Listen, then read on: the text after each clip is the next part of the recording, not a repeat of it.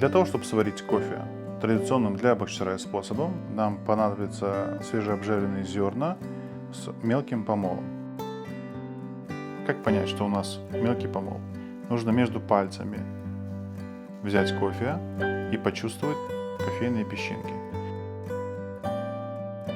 Для того, чтобы сварить кофе в джезве, вам нужно приобрести правильные зерна. Обязательно смотрите на обороте кофейной, чтобы была маркировка «Обжарка для джезве».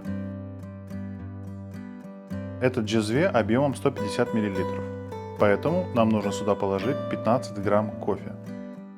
У нас пропорция 1 грамм на 10 мл воды.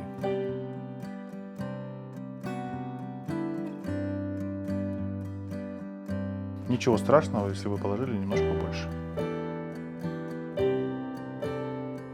После того, как мы взвесили кофе и насыпали его в джезве, наливаем воду комнатной температуры до пояска.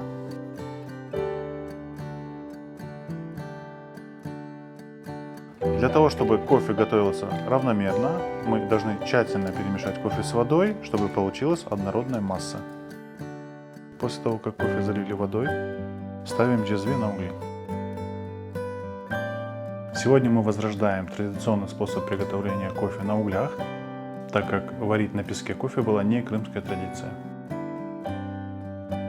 Как только пенка поднимется до краев джезве, наш кофе готов.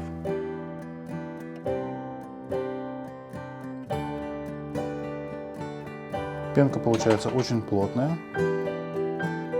очень насыщенная и содержит в себе все ароматы и вкусы кофе.